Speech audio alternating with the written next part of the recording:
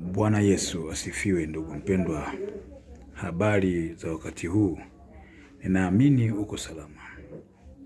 Kwa uwezo wa jina la Yesu Kristo, na mimi niko salama, namshukuru Mungu. Ni mimi mtumishi wa Mungu, Injilisti Masudi au Joshua.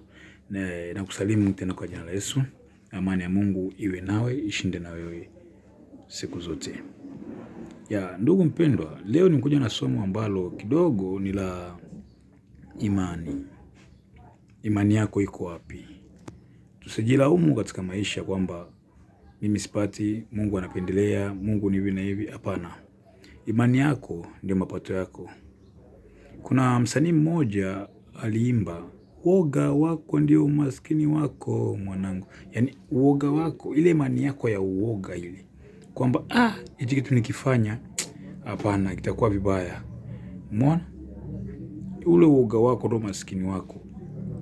Kutokufanya kazi kwa bidii, kwamba sitaki kujichosha kwa hiyo kazi, kwani nitapata nini?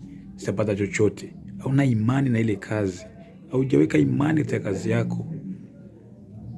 Ndugu mpendwa, kila kitu hapa duniani ni imani. Kwanza anza kuweka imani katika kile kitu na utafanikiwa. Wengi tunalia umaskini, tunajitekea wenyewe. Hatuna imani. Tuna imani ya umaskini. Tuna imani ya kutokutumika, na ndio umaskini unakujaga hapo. Mungu hajatumba kwa maskini. Mungu aliumba kila mtu afurahie maisha, afurahie. Lakini ukiangalia katika kitabu, Yesu alikuwa akiponya watu kwa imani. Anawaambia imani yako imekuponya. Tukiangalia Mathayo sura yake ya 9 mstari wa 20 na 27, hii ni habari ya wale vipofu wawili. Walimwambia Yesu, mwana wa Daudi, tunaomba uturehemu. Yesu aliwaambia, alipofika nyumbani, aliwaambia, mna imani naweza kufanya jambo hili? Bwana Yesu asifiwe. Mna imani nyinyi kwa nyinyi? Sio kwamba Yesu angeshindwa kufanya, hapana. Aliwauliza kwanza, mna imani kwamba mimi naweza kufanya jambo hili? Wakasema ndio Bwana, tuna imani. Na imani yao iliwaponya.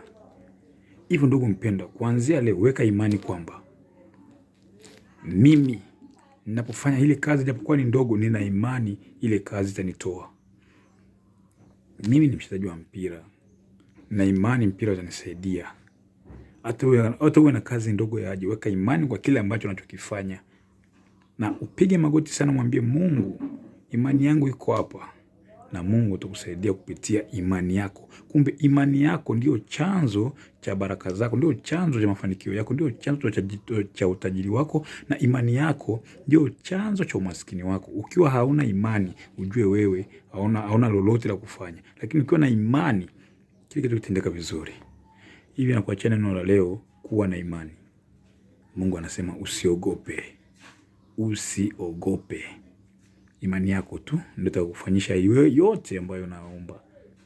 Ombeni kwa imani na mtapata. Bila imani hauwezi kupata. Omba ukiwa unaamini kwamba hichi ninachokiomba, nina imani Mungu ataenda kukitenda. Mungu wetu nishakwambia sio mdhalimu. Hasemi uongo. Apandacho mtu ndicho atakachokivuna. Ukipanda imani ya uoga, utavuna uoga. Ukipanda imani ya utajiri, utavuna utajiri. Watu wengi wanakuwa na imani ya uoga.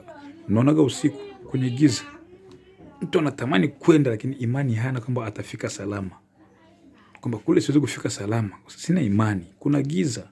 Lakini ukaweka imani kwamba nitafika, lolote utakalolikuta njiani halitakusumbua lolote. Hivyo weka imani katika kitu chako chote. Ukasome Mathayo sura ya 9 mstari 27, na mengine mengi yapo. Habari ya vipofu, habari ya wale wagonjwa, habari ya yule mtu alidumbukizwa kwa Yesu pale, baada ya kuona watu ni wengi, wakaona hakuna njia, acha tupande juu. Imani zote hizo. Umeona? Imani. Yule mama aliyegusa vazi la Yesu, pindo la Yesu, akapona. Imani. Na Yesu alikuwa akwambia imani yako imekuponya. Wewe weka imani na Mungu akubariki. Naomba usubscribe channel yangu na ushare, ucomment kama kweli umeelewa, na uweke nia kwamba utaweka imani na ufanikiwe. Vile vile usisahau kulike. Mungu akubariki.